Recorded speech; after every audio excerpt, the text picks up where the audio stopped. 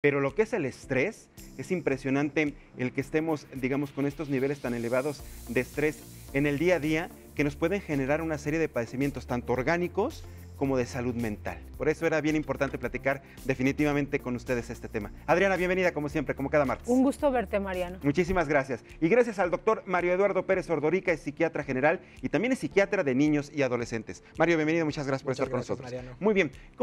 Bueno, todos en algún momento hemos sentido estrés y lo sabemos identificar porque entramos en un momento como de angustia, desesperación, estamos enojados, tenemos los problemas, no los sabemos resolver, se nos saturan las cosas, algo nos pasa, nos volvemos torpes.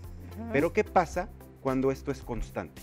Mira, es muy importante empezar a definir qué es el estrés, porque de repente es una palabra muy común, ¿no? Estoy estresado, me estresa el trabajo, me estresa mi familia, me estresan mis hijos y no sabemos qué es en sí. Cuando nosotros hablamos de estrés, Mariano, hablamos de una sensación displacentera y de un estado de tensión de nuestro organismo, ¿no? Evidentemente a nivel físico, pero también a nivel mental. A ver, ¿dónde se origina el estrés? Bueno, mira, el estrés se puede tener diversas maneras en que se puede originar, pero hay las llamadas hormonas del estrés. Entonces, finalmente, nosotros empezamos ante una situación que nos cause frustración o malestar, o de repente no podamos resolverlo de una manera adecuada, nuestro organismo va a secretar noradrenalina y cortisol que nos hacen estar en un estado o de alerta, o para atacar, o para resolverlo, o de huida. O sea, son dos manifestaciones. Entonces, el organismo empieza a reaccionar de esa manera. ¿Y en qué momento, Mario, comienza a hacer esto patológico? Ok, aquí habría que tener en cuenta varios factores, ¿sí? De cierta manera, el estrés, como lo menciona Adriana, es una reacción normal ante el peligro, ¿sí? Por lo tanto, cualquier ser humano va a sentir estrés ante cualquier situación que pueda él percibir como de peligro. ¿En qué momento comienza a producirse esto? Bueno, desde situaciones prenatales, por ejemplo, cuando el feto es expuesto, ¿sí?, a estas hormonas de estrés, por ejemplo, cuando la madre sufre una depresión, ¿sí?, o algún evento traumático, esto va a generar una elevación en los niveles de glucocorticoides que van a afectar el cómo funciona un eje muy importante en el cuerpo y que regula muchas de las hormonas del estrés. Y afecta, por ejemplo, al bebé que viene en camino. No solo la mamá embarazada se estresa, también el bebé tiene, digamos, este impacto por el estrés que primero genera su mamá. Es correcto. Se ha ligado, por ejemplo, a un menor peso al nacer, ¿sí?, y también o a una menor talla al nacer. Pero también hay estudios que demuestran que el eje hipotálamo-hipófisis adrenal va a estar afectado en estos niños, teniendo una mayor producción de ciertas sustancias y hormonas como los glucocorticoides, ¿sí? Lo que hemos visto es que a lo largo del tiempo, cuando los niños comienzan a tener diversos eventos traumáticos a lo largo de su vida y durante ciertas etapas muy específicas, por ejemplo, durante la primera infancia, ya sea, por ejemplo, la deprivación en la crianza de la madre o del padre, ¿sí?, estos niños abandonados, el efecto a largo plazo va a hacer que su cerebro inicialmente tenga una mayor producción de glucocorticoides, bueno, no su cerebro propiamente, pero que este eje esté sobreexcitado y posteriormente hipoexcitado y haya una menor producción. O sea, se afecta de manera importante. Por ejemplo, ¿cuántos casos espantosos hemos visto por mucho tiempo, no son nuevos, niños abandonados, por ejemplo? Recién nacidos, es la deprivación, justo a la botados, que se refiere, por ejemplo, en un bote de basura. Y lo digo y me da un desde coraje ahí. espantoso. Sí, Bueno, totalmente. estos niños, por ejemplo, a lo mejor uno piensa, bueno, estaban bien chiquitos, ni se enteran.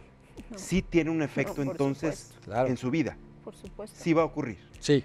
Sí, porque de entrada es un niño que no es contenido por la madre, y que nosotros hemos hablado también de esta importancia de la mirada de la madre, ¿no? Del poder cuidar a un pequeño, porque son las primeras huellas némicas, claro, esa es decir, conexión son los mamá-bebé, primeros, ¿no? Pero son los primeros recuerdos que tú vas a tener, o sea, que generalmente no los tienes conscientes, no están en el plano consciente, pero que sí dejan una huella en ti, porque son las primeras experiencias que tú tienes al venir al mundo, entonces evidentemente te marcan. Y ¿sabes qué, Mariano?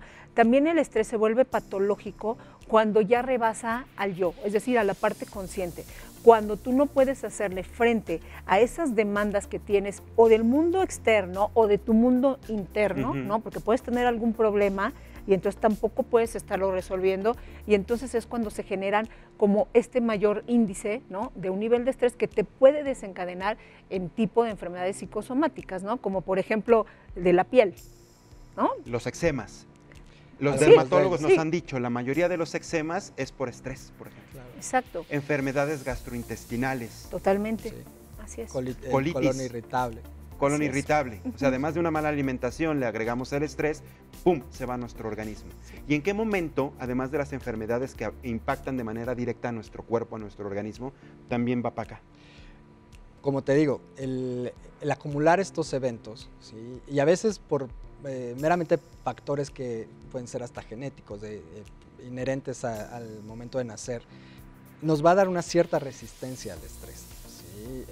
O la aparición de ciertas cualidades, por ejemplo, la resiliencia, que es esta capacidad de poder resolver problemas de manera correcta y que no me produzcan daño.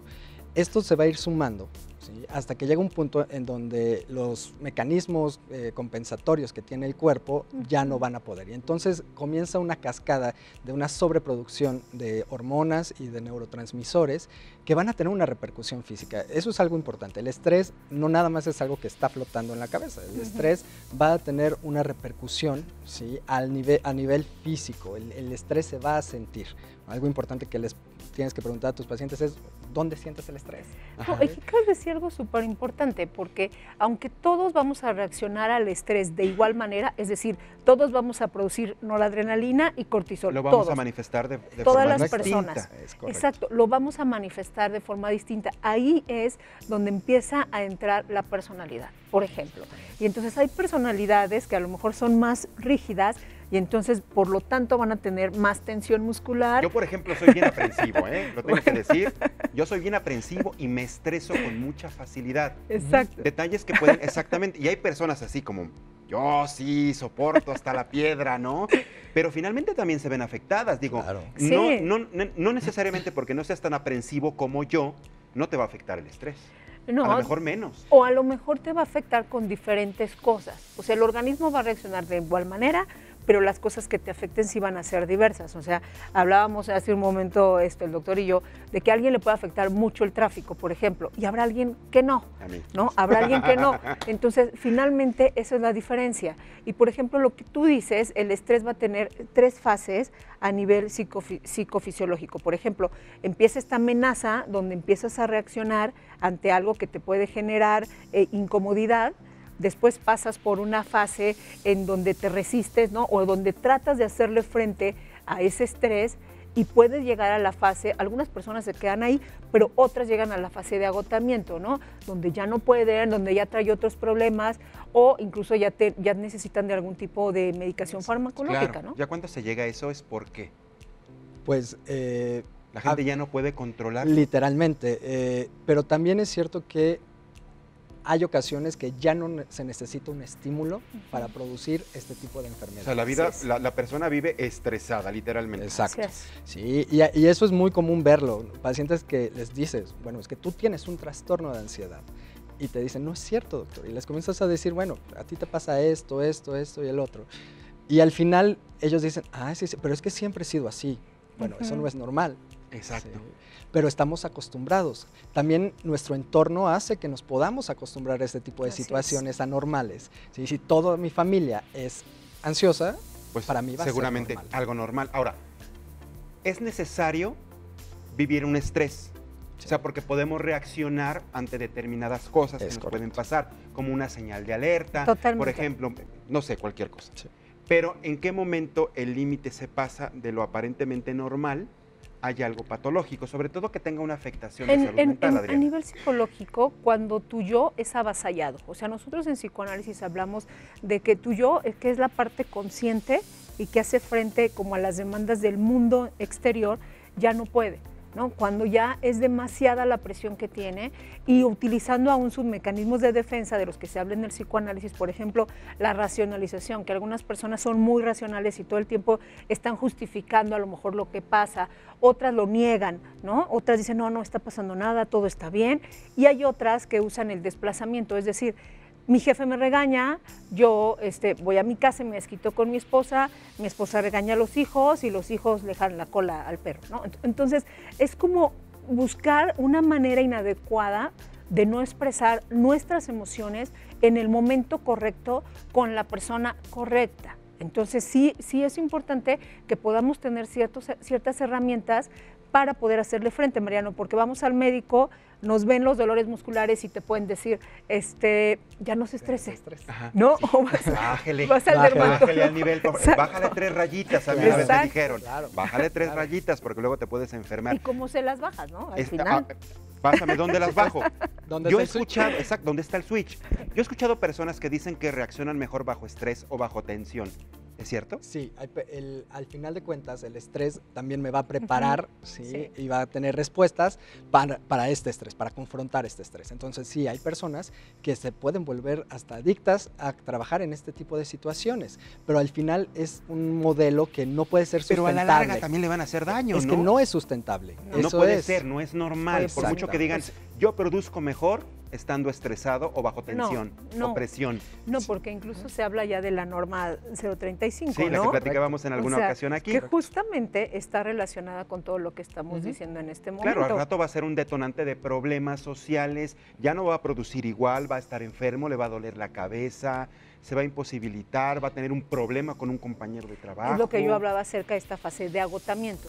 O sea, hay una parte de alerta, hay una parte de resistencia, pero si se llega a esta parte de agotamiento, entonces estamos ya teniendo un problema más grave, Mariano. Ahora, ya focalizado, ¿cómo le bajamos esas 3 rayitas? Es algo complicado, pero la respuesta debe de ser algo global, ¿sí? Yo tengo que llevar pues una vida equilibrada, ¿sí? No todo puede ser trabajo, así como no todo puede ser diversión.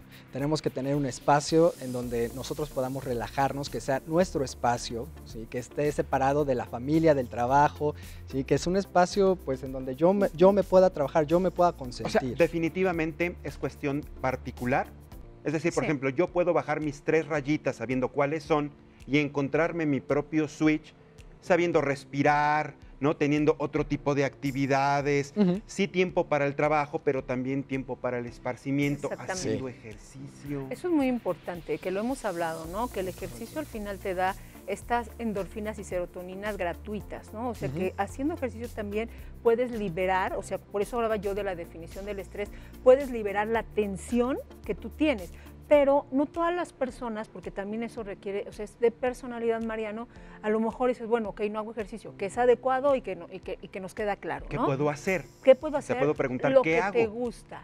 Por ejemplo, escuchar música. A mí me puede relajar escuchar música clásica, pero a lo mejor a otra persona le relaja escuchar a Rammstein, ¿no? Ajá. O sea, Madre rock de Dios. pesado. Puede ser, claro, puede ser, Pero claro, es por verdad, supuesto. o sea, mucha gente puede tener perfil.